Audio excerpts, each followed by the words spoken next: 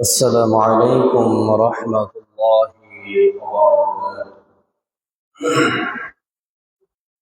إن الحمد لله الأكرم الذي خلق الإنسان علمه من البيان ما لم يعلم فسبحان الذي لا يحصى باللسان ولا بالقلم نشهد أن لا إله إلا الله وحده لا شريك له ونشهد أن سيدنا وحبيبنا ومولانا محمدا عبده ورسوله فقد قال الله تعالى في كلامه المجيد وفي فرقانه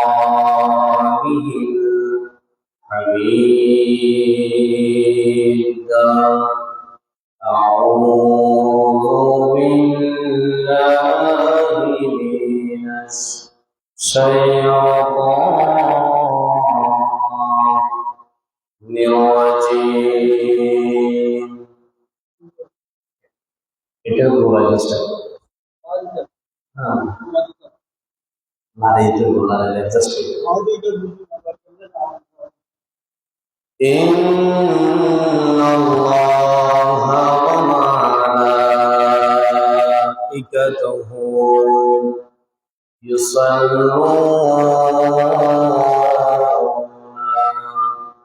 على النبي يا أيها الذين آمنوا صلوا عليه وسلموا تسليما اللهم صل على سيدنا مولانا محمد وعلى آل سيدنا مولانا محمد তায়েফের কথা ভেবে কাঁদে শুধু দোনয়ন এ মনদরদি পেতে কাঁদে মননকর তায়েফের কথা ভেবে কাঁদে শুধু দোনয়ন এ মনদরদি পেতে কাঁদে মননকর আল্লাহুম্মা সাল্লি আলা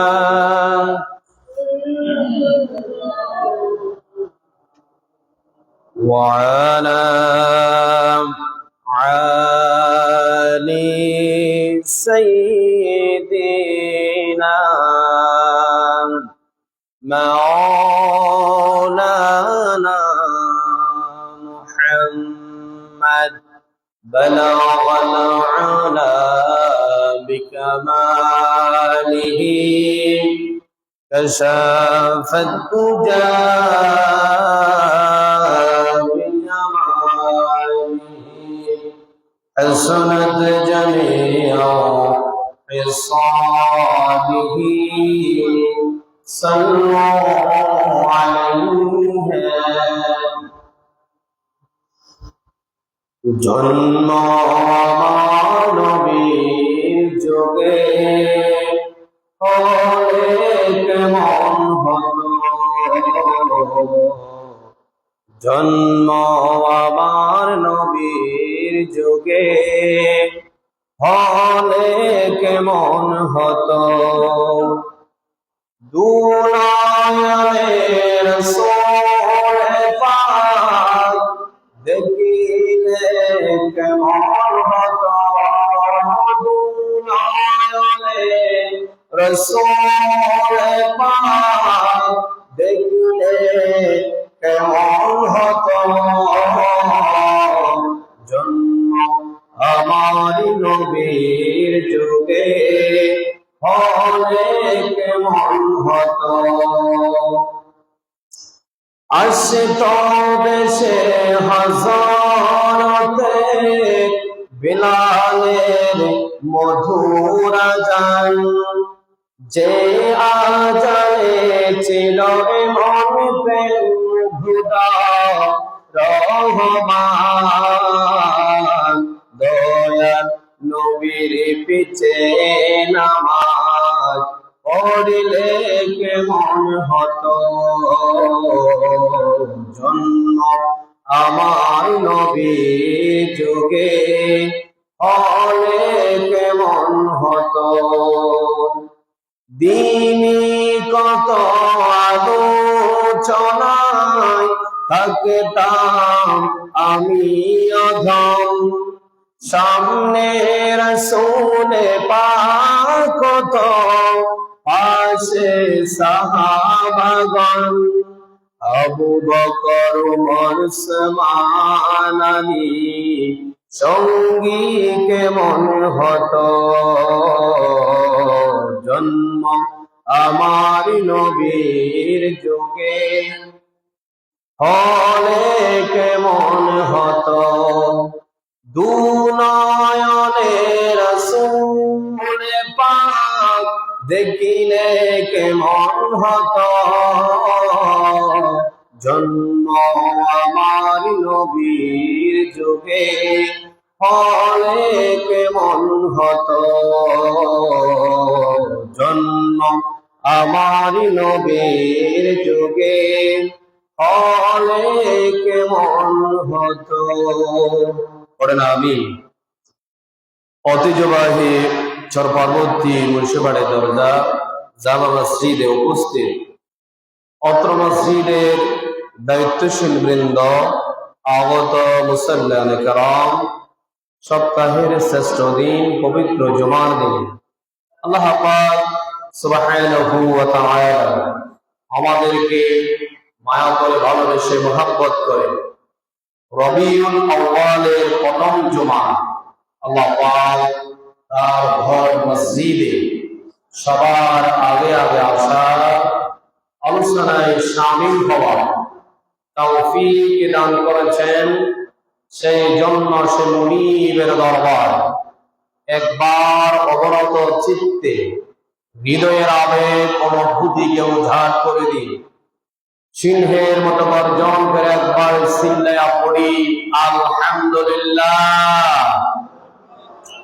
সবাই পড়ছি রব্বানা লাকাল হামদ হামদান কাসীরা তাইয়িবান মুবারাকান ফীহি ইয়া রাব্বি লাকাল হামদু কামা ইয়ানবাগি লিজালালি ওয়াজহিকা ওয়া আযীমি সুলতানি। আমরা প্রশংসা করলাম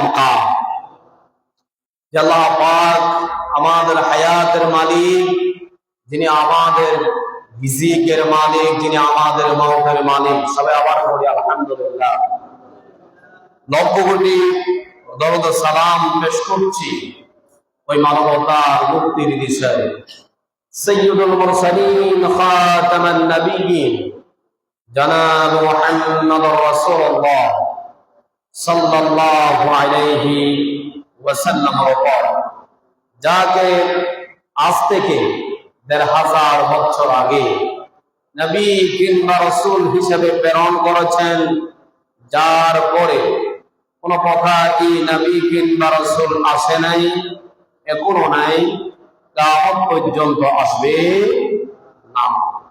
সম্মানিত মুসল্লিয়ান কেরাম, সম্মানিত উপস্থিতি, আজকে আমাদের জুমার আলোচনার আলোচ্য বিষয় হচ্ছে নবী করিম সাল্লাল্লাহু আলাইহি ওয়াসাল্লাম যেহেতু এই মাসে দুনিয়ার জমিন আগমন করেছেন এবং এই মাসে দুনিয়ার জমিন থেকে ওফাত গ্রহণ করেছেন, সেই সুবাদে আমরা এই মাসের মধ্যে 7টি জুমা হোক বা 5টি জুমা হোক আমরা রাসূলের মিলাদ এবং সিরাতের উপর আলোচনা করব। মিলাদ এবং সিরাতের উপর কি করব? আলোচনা করব ইনশাআল্লাহ। আল্লাহ পাক আমাকে বলা, আপনাদেরকে শোনা, শোনো বইকে আমল করা তৌফিক দান করুন। সবে আবার পড়ি আমিন। সম্মানিত উপস্থিতি, রাসূল সাল্লাল্লাহু আলাইহি ওয়াসাল্লামের মিলাদ এবং সিরাত দুইটাই আমাদের মানতে হবে। দুইটা কি করতে হবে? আমাদের মানতে হবে। যদি আপনি বলেন আমি মিলাদ মানি না, আমি সিরাত মানি, তাহলে আপনি পূর্ণাঙ্গ মানলেন না। মিলাদ মানে হচ্ছে জন্ম। মিলাদ মানে কি? জন্ম। একটা মানুষ যদি জন্মেও না হয়, তার সিরাত আপনি পাবেন তো, তার চারিত্রিক বৈশিষ্ট্য আপনি পাবেন তো, তাহলে আগে আমাদের মানতে হবে মিলাদ। আগে মানতে হবে কি? মিলাদ মানে হচ্ছে আমরা তখন প্রচলিত যে মিলাদ আমাদের দেশের মধ্যে আমরা জানি, মিলাদ মানে কয়েকবার দরুদ শরীফ পড়া, দাঁড়িয়ে নবীকে সালাম দেওয়া, এরপরে জিলাপি টিলাপি খেয়ে বাড়ি চলে যাওয়া, এটার নাম আমরা মিলাদ মনে করি, ঠিক না? আসলে কিন্তু তা নয়, সেটি হচ্ছে দোয়া। সেটি কি? দোয়া। আপনি রাসূলের উপর শানে দরুদ শরীফ পড়বেন, সালাত ও সালাম দিতেও পারেন, নাও দিতে পারেন, বাধ্যবাধকতা নেই। আপনি রাসূলের গুণগান গাইতে পারেন, নিজে আগে আমি বলেছি কি না তো রাসূল সাল্লাল্লাহু আলাইহি ওয়াসাল্লাম, সেটি কার শানে? রাসূলের শানে। কার শানে? রাসূলের শানে। যত গুণগান করবেন, গুণগান আপনি পরিবেশন করবেন, গুনার কোনো কারণ নাই, বরং আরো সওয়াব হবে, সওয়াব হবে। আপনি গজলের সুরে বলেন, কথার সুরে বলেন, যে রাসূলের গুণগান আপনি যে সুরে বলেন, সেই সুরে শুনতে আমাদের মনটা সুবহানাল্লাহ বলবেন না? সেই নবী মুহাম্মদ সাল্লাল্লাহু আলাইহি ওয়াসাল্লাম, তার আদর্শ আমাদের মানতে হবে, তার আদর্শ মানতে হবে। যখন 12 রবিউল আউয়াল আসে, আমাদের দেশের মধ্যে কিছু আমরা সংস্কৃতি দেখি, কিছু সংস্কৃতি দেখি। আমার কথা বলা বোঝা যাচ্ছে? ক্লিয়ার বোঝা যাচ্ছে? আচ্ছা, রবিউল আউয়াল মাস যখন আসে, আমাদের দেশের মধ্যে কিছু আমরা সংস্কৃতি দেখি, সেটি হচ্ছে অনেকে আছে মাস ব্যাপী মাহফিলের আয়োজন করে। কি করে? মাহফিল মিলাদুন নবী মাহফিল করে কিনা?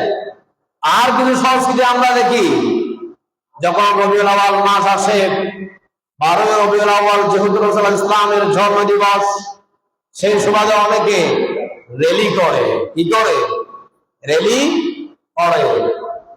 আপনি যেভাবে করেন, কিছু কিছু ক্ষেত্রে আমরা রাসূলকে খুশি করতে গিয়া বেদাত করে ফেলি। কি করে ফেলি?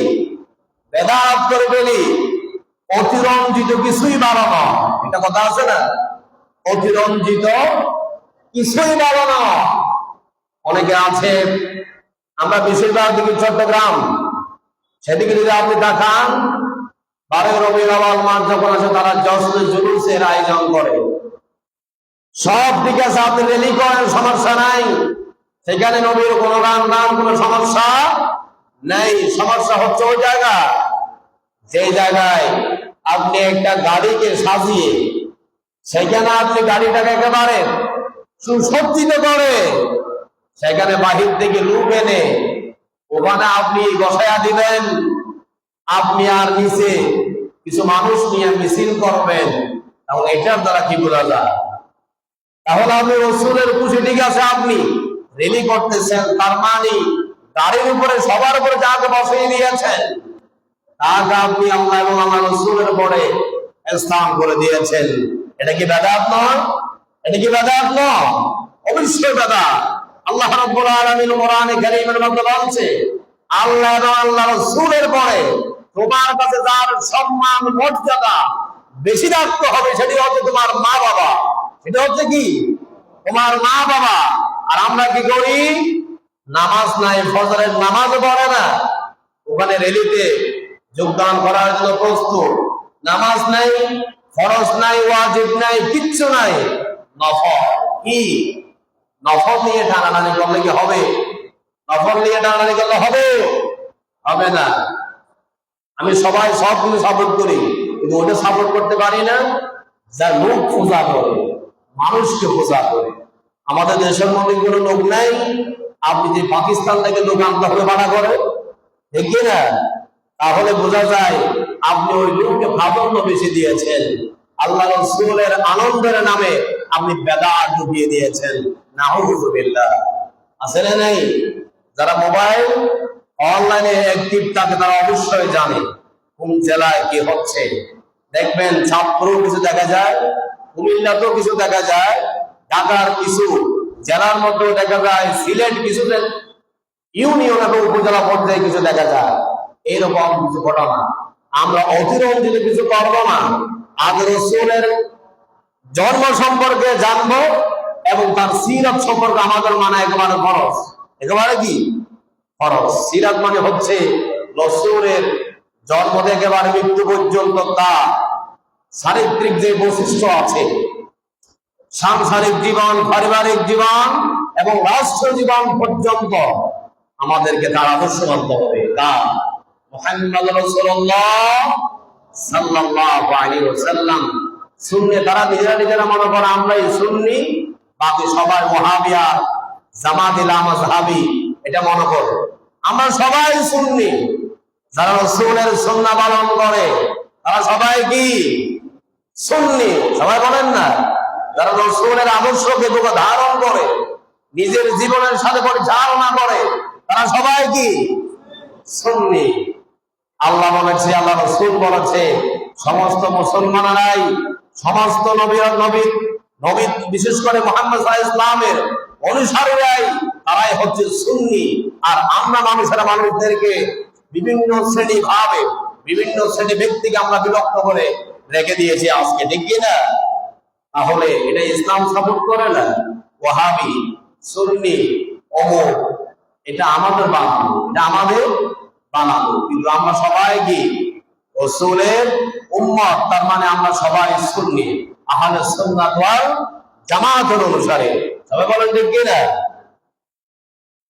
এই জন্য বলেছি রাসূলের শুধু আপনি জন্মের সময় আনন্দ করলেন, তার পারিবারিক জীবন, রাষ্ট্রীয় জীবন আপনি রাসূলের হাদিস মতো কোরআন মতো আপনি মানলেন না, তাহলে আপনি বুঝতে হবে আপনি রাসূলের উম্মত হতে পারলেন না।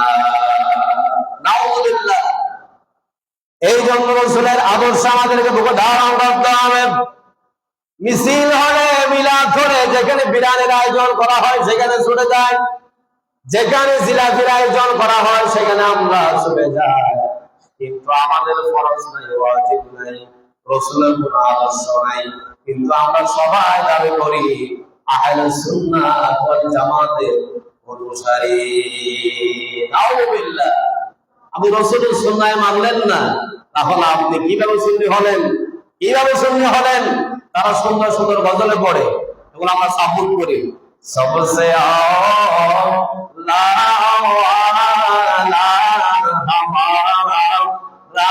নবী সবসে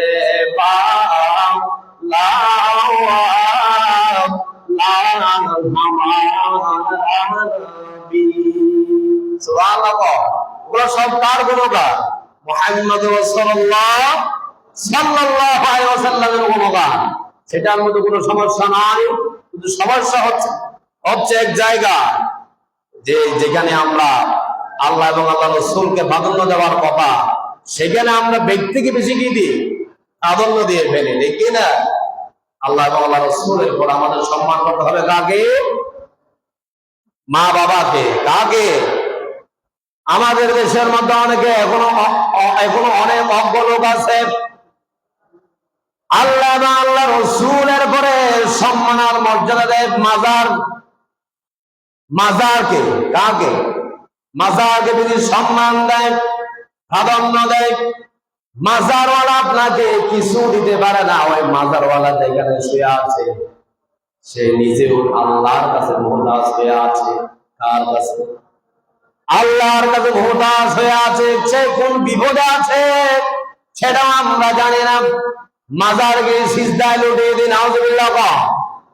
এই কপাল একমাত্র সিজদা দেওয়ার জন্য আল্লাহ পাক বানিয়েছেন। আল্লাহ বলেছেন এই কপাল আর কাউকে সিজদা করা যাবে না। ও আমার বান্দা, তোমরা যদি সিজদা করার দুনিয়ার মধ্যে যদি নিয়ম থাকতো, দুনিয়ার প্রত্যেকটা আমি স্ত্রীকে আমি বলে দিতাম তোমরা দৈনিক 5 বার তোমাদের স্বামীদেরকে তোমরা সিজদা করো। আল্লাহু আকবার। আল্লাহ বলেছে আমি যদি সিজদার এই কথা চালু রাখতাম তাহলে ফার্স্টে আমি সিজদা করার জন্য বলতাম প্রত্যেকটা স্ত্রীকে তার স্বামীকে যেন 5 বার দৈনিক 5 বার কি করতো? সিজদা করতো। সেটা তো আমি বলি নাই। একমাত্র তারা সিজদা করবে কাকে? আল্লাহকে। মিলাদ মানে হচ্ছে জন্ম। মিলাদ মানে কি? জন্ম। আমরা মিলাদ মানে জন্ম আমরা গত বছর আলোচনা করেছি, অনেকের মনে থাকতে পারে। রাসূলের জন্ম থেকে আলোচনা শুরু করে রাসূল সাল্লাল্লাহু আলাইহি ওয়াসাল্লাম তার এমন মর্যাদা, তার এমন সম্মান আল্লাহ পাক আমাদেরকে দেখিয়ে দিয়ে গিয়েছেন। তার একেবারে জন্মলগ্ন থেকে আল্লাহ পাক আশ্চর্য ধরনের ঘটনা দেখিয়ে দিয়ে গিয়েছেন। সুবহানাল্লাহ। এরকম ঘটনা কোন নবীদের ক্ষেত্রে আল্লাহ পাক দেখান নাই, যেটি দেখিয়েছেন মুহাম্মদ রাসূলুল্লাহ সাল্লাল্লাহু আলাইহি ওয়াসাল্লামের ক্ষেত্রে। রাসূল সাল্লাল্লাহু আলাইহি ওয়াসাল্লামের পিতার নাম কি? আব্দুল্লাহ। পিতার নাম কি? আব্দুল্লাহ। মাতার নাম আমিনা। মাতার নাম আমিনা। বলে তো জানার কথা। আমরা প্রতি বছর যখন রবিউল আউয়াল মাস আসি এই আলোচনা করি, করতেই হবে। যার রাসূল সাল্লাল্লাহু আলাইহি ওয়াসাল্লামের আলোচনা শোনার পরে গায়ে জ্বালা পড়া শুরু হয়, বুঝতে হবে সেই কাফের। সেই কাফেরের কথা নাম লেগেছে। কি লেগেছে? কাফেরের কথা নাম লেগেছে। কেন? মক্কার মধ্যে রাসূলকে কাফেররা সহ্য করতে পারে নাই। অনেকে আছে রাসূলের আলোচনা করলে তার চরিত্রের সাথে যখন মিলে না যায় তার থেকে আবার কি হয়ে যায়? দুঃখ লাগে। হুজুর প্রতিদিন এই আলোচনা কেন করে? আর পায় না? এরকম বলে কিনা? বলে। রাসূলের যখন আলোচনা শুরু হবে মন ধ্যান ধারণা এখানে দিয়ে একেবারে আমাদেরকে নিস্তব্ধ হয়ে শুনতে হবে। ঠিক কিনা? নবী করিম সাল্লাল্লাহু আলাইহি ওয়াসাল্লামের পিতা আব্দুল্লাহ, তার ঔরস আল্লাহ রাব্বুল আলামিন রাসূল ইসলামকে দুনিয়ার মধ্যে কি করবেন? পাঠাবেন। আব্দুল্লাহর জন্য আরবের মহিলারা পাগল হয়ে যেত। একটা সন্তান যখন সংগঠিত হয়, সুন্দর হয়, তার জন্য মেয়েরা এমনি তো পাগল হয়ে যায়। আসলে নেই, এমনি পাগল হয়ে যায়। আব্দুল্লাহ এমন সুন্দর ছিলেন, তার ঔরসে যখন আল্লাহ পাক আমাদের সকলের শেষ নবী মুহাম্মদ রাসূলুল্লাহ সাল্লাল্লাহু আলাইহি ওয়াসাল্লামকে যখন দুনিয়ার মধ্যে আগমন করাবে, এই জন্য তার চেহারার মধ্যে আল্লাহ পাক সৌন্দর্য বাড়িয়ে দিয়েছেন। সুবহানাল্লাহ। এবার তার জন্য এভাবে যখন পাগল হয়ে যেত, তার বাবা আব্দুল মুত্তালিব তাকে এবার বিবাহের করানোর জন্য কি করেছে? প্রস্তাব দিয়েছে। কোন সময় জানে কি অঘটন ঘটিয়ে ফেলে আমার সন্তান। দেখা যাচ্ছে সন্তানকে নিয়ে অনেক ফাসাদ সৃষ্টি হয়ে যাবে, এই সন্তানকে আমি একটা বিবাহের ব্যবস্থা করে দিই। সুবহানাল্লাহ। আব্দুল্লাহ যখন তার জন্য মক্কার মধ্যে যখন মহিলারা পাগল হয়ে গিয়েছে, তার বাবা এবার উদ্যোগ নিয়েছে তার সন্তানকে বিবাহ করাবে। কি করাবে? বিবাহ করাবে। এখন তাকে বিবাহ করাইয়া দিলাম কার সাথে? মা আমেনার সাথে। কার সাথে? মা আমেনার সাথে। মা আমেনার সাথে বিবাহ আবদ্ধ হয়ে গেলাম। আবদ্ধ হয়ে যাওয়ার পরে তাদের মধ্যে আবার সন্তান আসবে। সেই সন্তানের নাম কি? মুহাম্মদ সাল্লাল্লাহু আলাইহি ওয়াসাল্লাম। আব্দুল্লাহ এবং আমিনার গর্ভে সন্তান আসবে যিনি জগৎ বিখ্যাত, যার সাথে কোনো মানুষের তুলনা হয় না, কোনো নবীদের তুলনা হয় না। আপনার আমার নবী যদি একেবারে শেষেও আসে, তার সম্মান আর মর্যাদা আল্লাহ পাক সকল নবীদের উপরে করে দিয়েছেন। প্রথম নবীর নাম কি? হযরত আদম আলাইহিস সালাতু ওয়াস সালাম। রাসূলুল্লাহ ইসলাম বলেছে, আদমকে যখন আল্লাহ পাক সৃষ্টি করার জন্য ইরাদা করেছে, নিয়ত করেছে, তখন থেকে আমি মুহাম্মদ সাল্লাল্লাহু আলাইহি ওয়াসাল্লাম নবী। সুবহানাল্লাহ। সকল নবীদের শেষে মুহাম্মদ সাল্লাল্লাহু আলাইহি ওয়াসাল্লামকে পাঠিয়েছে। তার সম্মান বেশি না কম? প্রধান বক্তার শেষে আসে নাকি সবার আগে আসে? সবার শেষে আসেন। তার সম্মানও বেশি, তার আবার ফিও বেশি, তার হাদিও বেশি। ঠিক তেমনি ভাবে মুহাম্মাদুর রাসূলুল্লাহ সাল্লাল্লাহু আলাইহি ওয়াসাল্লাম যদি একেবারে শেষেও আসে, তার সম্মান আর মর্যাদা আল্লাহ পাক সকল নবীদের উপরে করে দিয়েছেন। সুবহানাল্লাহ। আমেনা এবং আব্দুল্লাহর মধ্যে বিবাহে আবদ্ধ হয়ে গেলাম। তাদের ভিতরে সংসার হলাম। সংসার হয়ে যাওয়ার পরে আমেনা চিন্তা করেছে, সংসার হয়ে যাওয়ার পরে আমার মা বোনেরা এবং আপনারাও সবাই জানেন, কনসেপ্ট হয়ে গেলে তারা অনেক অনেক মায়েরা বুঝতে পারেন, ঠিক কিনা? অনেক মায়েরা বুঝতে পারেন। আমেনা বুঝতে পারলো আমার গর্ভে সন্তান চলে এসেছে। যে সন্তান সামান্য কোনো সন্তান নয়, আমেনার গর্ভে আসার কারণে ওই ঘরের মধ্যে অন্ধকার ঘরটা আলোকিত হয়ে গিয়েছে। সুবহানাল্লাহ। এগুলো সব নিদর্শন দেখিয়ে দিয়েছে কে? দেখিয়ে দিয়েছে কে? এখনো কোথায়? এখনো কোথায়? পেটের ভিতরে। ওখান থেকে দেখা যাচ্ছে তার ইজ্জত, মর্যাদা, সম্মান কতটুকু আল্লাহ পাক সব দেখিয়ে দিচ্ছে। এরপরে গর্ভের সন্তান আসলাম। সন্তান আসার পরে যখন 4 মাস হলো, কয় মাস? 4 মাস হলো। আব্দুল্লাহ যখন ব্যবসার কারণে তিনি সিরিয়ায় চলে গেলেন, বিভিন্ন দেশের মধ্যে ব্যবসার কারণে চলে যেত, কাফেলা নিয়ে কাফেলা নিয়ে তারা ব্যবসা বাণিজ্যের জন্য চলে যেত। সেখানে আব্দুল্লাহ রোগে আক্রান্ত হয়ে সেখানে ইন্তেকাল করিয়াছিলেন। ইন্না লিল্লাহি ওয়া ইন্না ইলাইহি রাজিউন। আব্দুল্লাহ দুনিয়ার জমিন থেকে বিদায় হয়ে গেলে খবর এসেছে কার কাছে? স্ত্রীর কাছে। কার কাছে? স্ত্রীর কাছে এসেছে। স্ত্রীতে হতভম্ব হয়ে গেলাম। আমার গর্ভে সন্তান আসতো, আমার এই সন্তান দুনিয়ার জমিনে আসার পরে বাবা বলে কাউকে ডাকতে পারবে না। 1000 বছর চেষ্টা করলো, এই বাবা আর ফিরে আসবে না। আমার সন্তানকে এতিম রেখে বাবা চলে গেলেন।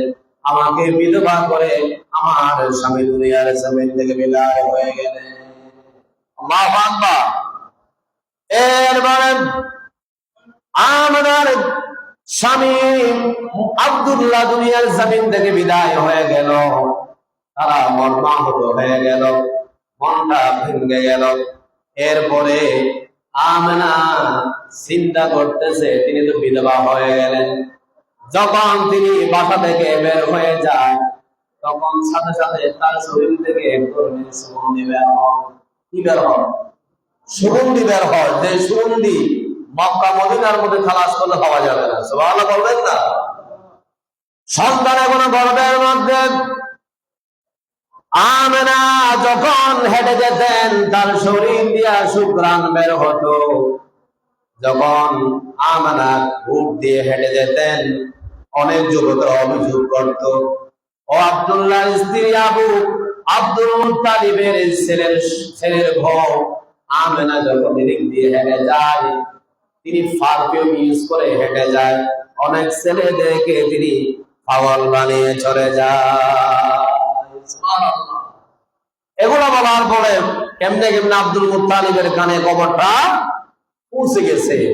আব্দুল মুত্তালিব তিনি শ্বশুর, তিনি চিন্তা করতেছে আমার ছেলের বউ যদি এইভাবে মানুষের যদি বদনাম করে, আমাদের বংশের একটা মর্যাদা আছে, বংশের একটা নাম আছে। রাসূলুল্লাহ ইসলাম কোন বংশ থেকে এসেছে? কুরাইশ বংশ। কি বংশ? কুরাইশ বংশ খুব দামি বংশ। আমাদের দেশের মধ্যে যেমন দেখা যায় তালুকদার বংশ, চৌধুরীর বংশ আছে না নেই? আছে। ঠিক তেমনি ভাবে মক্কার মধ্যে কুরাইশ বংশের একটা কি আছে? নাম আছে। আব্দুল মুত্তালিব মানুষ যখন বলাবলি করতেছে, তার ছেলের স্ত্রীকে ডাকলাম, ডাকার পরে বলতেছে, ও মা তুমি কি ইউজ করে বাহিরে যাও? মানুষেরা আমাদেরকে বলতেছে, অভিযোগ করতেছে, তোমার শরীর দিয়ে এভাবে শুক্রাণ কেন বের হচ্ছে, তুমি কি ইউজ করো? তখন আমেনা বলল, খোদার কসম করে বলতেছি ও শ্বশুর আব্বা, আমি আপনার ছেলের বউ, এতিম হয়ে গেলাম, আমাদেরকে বিধবা বানিয়ে আপনার সন্তান চলে গেলেন, কিন্তু আমি কোনোদিন কোন ধরনের পারফিউম আমার শরীরে লাগাই নাই। সুবহানাল্লাহ। তখন আব্দুল মুত্তালিব বলতেছে, তাহলে গ্রাম থেকে আসে। তখন আমেনা তার শ্বশুর আব্বাকে বলতেছে, আপনার যে নাতি আমার গর্ভের মধ্যে এসেছে, মনে হয় ওই সন্তানের কারণে আমার শরীর দিয়ে এভাবে সুগন্ধি বের হচ্ছে। এবার দেখেন, তারপর আরো শ্বশুর বিশ্বাস করতে পারতেছে না। আরেকদিন যখন বাথরুম থেকে বিবি আমেনা বাথরুম ছেড়ে বের হচ্ছে, শাশুড়ির সাথে দেখা হয়ে গেল, সামনাসামনি হয়ে গেল। একটা মানুষ যখন বাথরুম থেকে বের হয়, এমন ধরনের কোন সুগন্ধি পাওয়া যায় না। সুগন্ধি পাওয়া যায় নাকি? এক ধরনের আমরা গন্ধ অনুভব করি, কিন্তু তার শাশুড়ি আম্মা বলতেছে তার স্বামীকে, আব্দুল মুত্তালিবকে, ও আমার স্বামী আব্দুল মুত্তালিব, আপনি যে আপনার ছেলের বউ থেকে আপনি জিজ্ঞেস করেছেন সুগন্ধি থেকে বের হয়, এটা তো কোনো সাধারণ সুগন্ধি নয়। এই সেম সুগন্ধি আমি যখন বাথরুমে যাচ্ছিলাম, বউ সেখান থেকে বের হচ্ছে, আমি সেম সুগন্ধি ওখানে পেয়েছি, একই সুগন্ধি। সুবহানাল্লাহ। তাহলে এটা সাধারণ কোনো সুগন্ধি নয়। আর এই সুগন্ধি আব্দুল মুত্তালিব মক্কা এবং মদিনার মধ্যে মেলা জায়গার মধ্যে ঘুরছে, কোন দোকানে এই ধরনের কোন সুগন্ধি বিক্রি হয় না, পাওয়াও গেল না। আল্লাহু আকবার বলেন না। সাধারণ সুগন্ধি নাকি অসাধারণ সুগন্ধি?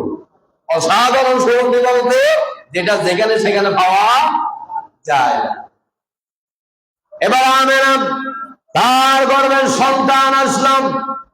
আমেনা এবার কি করেছে? তিনি আল্লাহর কাছে শুকরিয়া আদায় করতেছে, এবং সন্তান পাওয়ার পরে যে সন্তান আসার কারণে আমার ঘরের মধ্যে বরকতে ভরপুর হয়ে গিয়েছে, আমার অন্ধকার ঘরটা আলোকিত হয়ে গিয়েছে।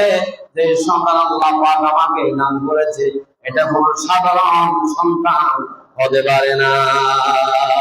সুবহানাল্লাহ।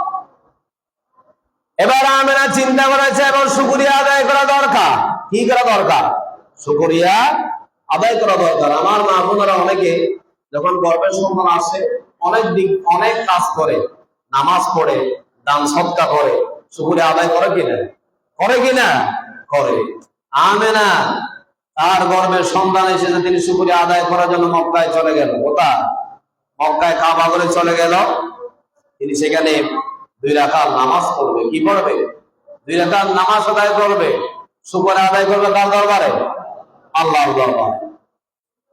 আমেনা সেখানে এলাম, যাওয়ার পরে 2 রাকাত নফল নামাজ আদায় করে আল্লাহর কাছে অজরান হয়ে কান্না করতেছে, ভগবান যে সন্তান আপনি আমার গর্ভের মধ্যে দান করেছেন, এই সন্তানকে আপনি নেককার বানান, ভালো মানুষ বানান, এই সন্তানকে আপনি অসাধারণ বানান। আসলে তিনি অসাধারণ একজন মানুষ, অসাধারণ একজন মানুষ। আমেনা নামাজ আদায় করার পরে বাসার দিকে চলে আসবে, তখন দেখা যাচ্ছে একটি বাঘ, একটি কি বাঘ এবং হরিণের মধ্যে কথাবার্তা চলতেছে। তারা দুইজন। আমেনা চিন্তা করেছে একটা বাঘের সামনে কোনো সাধারণ মানুষ, কোনো পশু পাখি যেতে পারে না, ঝাপটায়া ধরে। কি করে? ঝাপটায়া ধরে। আমেনা কিছুক্ষণ দেখলেন, দেখার পরে আমেনা বলতেছে ওই বাঘটা মনে হয় সাধারণ কোনো বাঘ হতে পারে না। এবার আমেনা চলে যাচ্ছেন, আমেনাকে দেখার পরে ওই বাঘটা দৌড়ায়া আমেনার কাছে চলে আসতেছে। সুবহানাল্লাহ।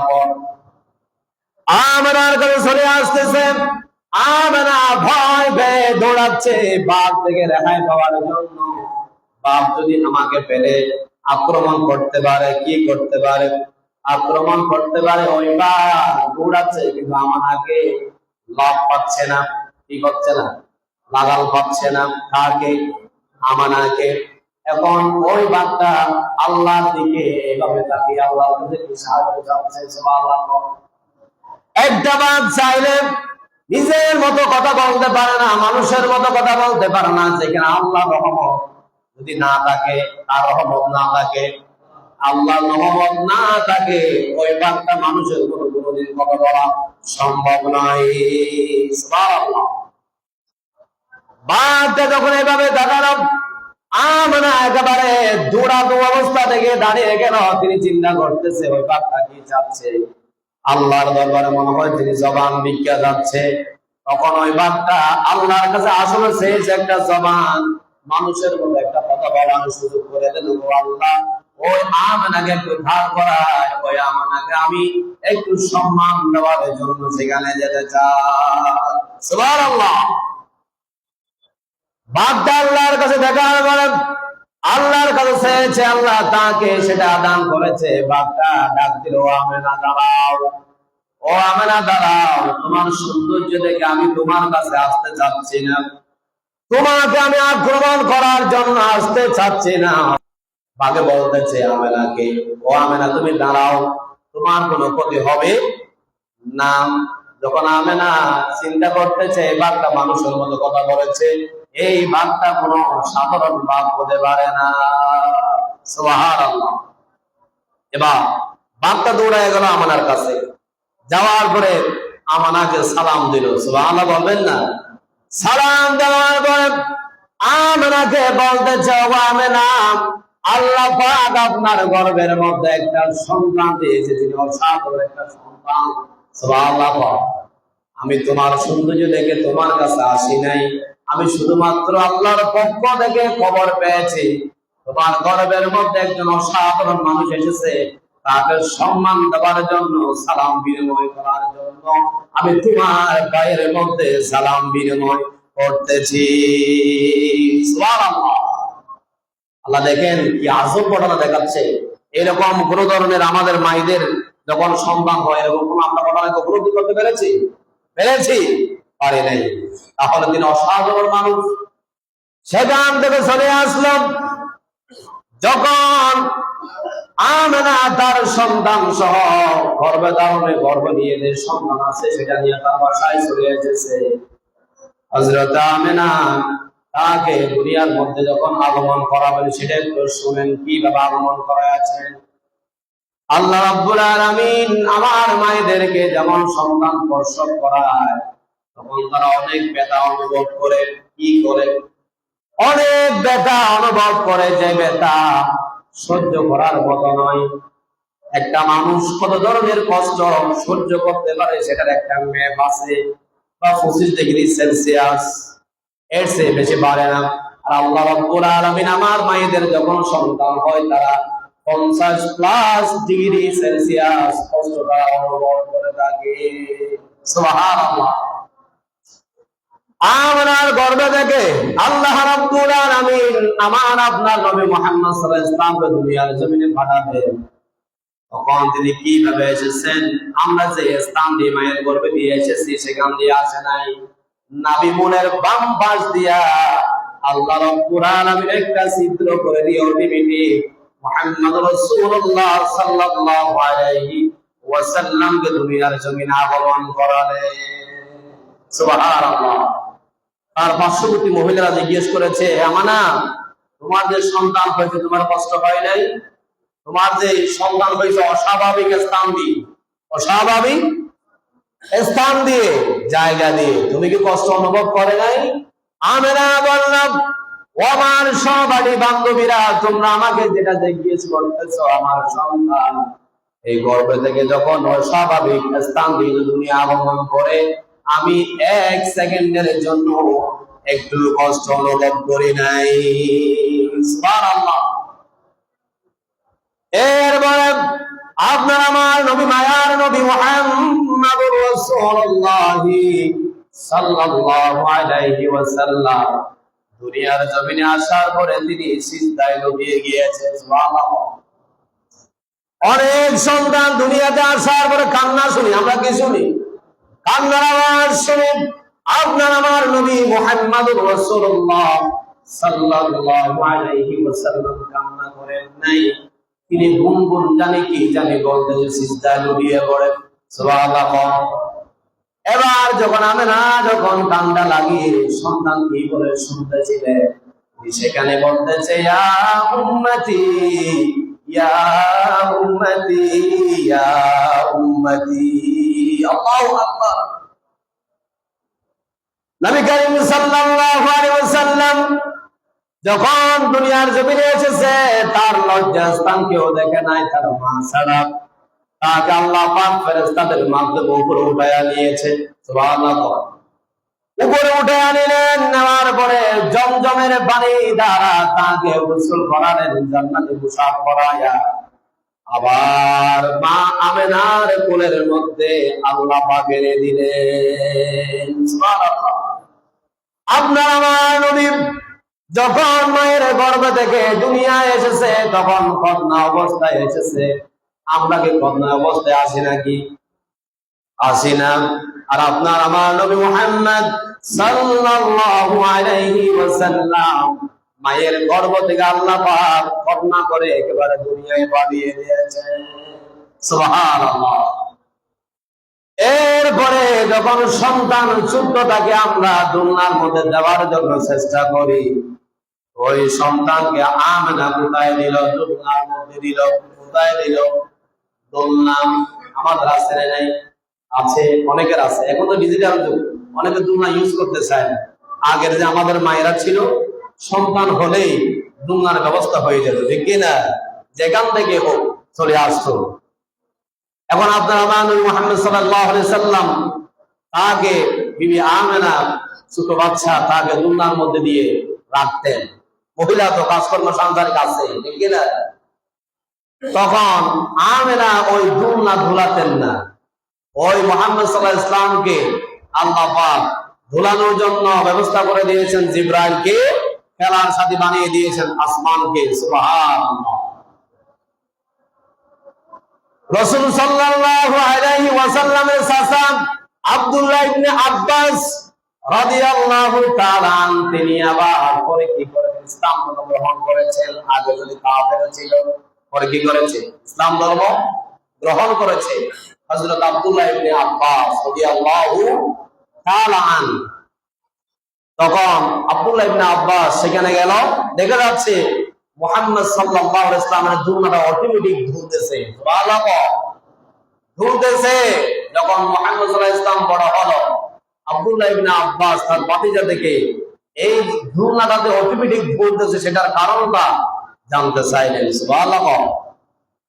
মুহাম্মদ সাল্লাল্লাহু আলাইহি ওয়াসাল্লাম থেকে এই ঘটনা জানতে চাইলো তার চাচা আব্দুল্লাহ ইবনে আব্বাস।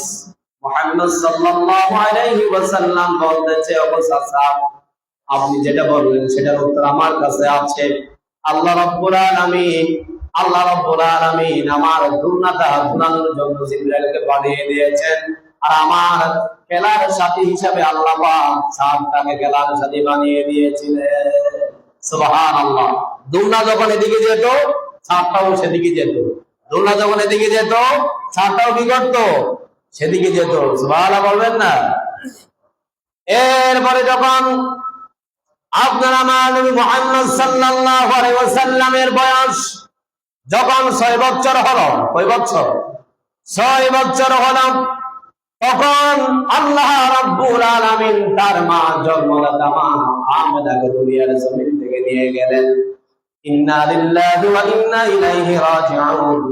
আমেনাকে দুনিয়ার জমিন থেকে নিয়ে যাওয়ার পরে আপনার আমার নবী একেবারে এতিম হয়ে গেলেন। আল্লাহু আকবার। এতিম হয়ে গেলেন। এখন এই সন্তানের দায়িত্ব নিবে কে? তখন আব্দুল মুত্তালিব দাদা আছে, দাদার কাছেই তো থাকবে, ঠিক কি না? দাদা নিয়েছেন। 8 বছর বয়সে দাদা আব্দুল মুত্তালিবও দুনিয়ার জমিন থেকে বিদায় হয়ে গেলেন। এরপরে মুহাম্মদ সাল্লাল্লাহু আলাইহি ওয়াসাল্লামের লালন পালনের দায়িত্ব দিয়েছিলেন তার চাচা আবু তালেবকে। কাকে? আবু তালেবকে। সময় তো শেষ। এই আলোচনা আমরা এই মাসের মধ্যে ধারাবাহিক আলোচনা করবো রাসূলের মিলাদ এবং সিরাতের উপর, ঠিক কি না? সময় শেষ হয়ে গিয়েছে।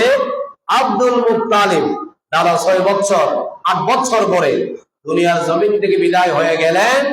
এরপরে রাসূলের দায়িত্ব দিয়েছিলেন কাকে? চাচা আবু তালেবকে।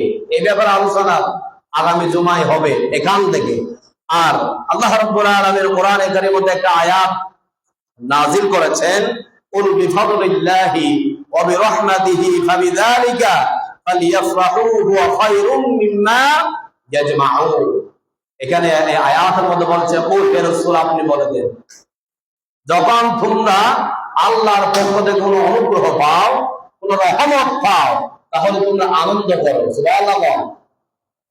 আল্লাহর নবী যে আমাদের কাছে নবী হয়ে এসেছে সেটা আমাদের জন্য কি? রহমত। সেটা কি? রহমত। তার মাধ্যমে আমরা কোরআন পেয়েছি। তার মাধ্যমে কি পেয়েছি? কোরআন পেয়েছি। তাহলে আমরা আনন্দ করবো না? অবশ্যই আনন্দ করব। তাহলে আনন্দ করার মধ্যে কিছু কি আছে? ধারাবাহিকতা আছে। একেবারে যদি আপনি উৎসাহী হয়ে এমন আনন্দ করে পেলেন আল্লাহ এবং আল্লাহ রাসূলের চেয়ে কোন মানুষকে যদি প্রাধান্য বেশি দিয়ে দেন, তাহলে আপনার এটা আনন্দ হবে না, সেটা আপনি শিরকের মধ্যে আপনি ডুবে গেলেন। নাউযুবিল্লাহ। এই আলোচনা আমি আগেই বলেছি।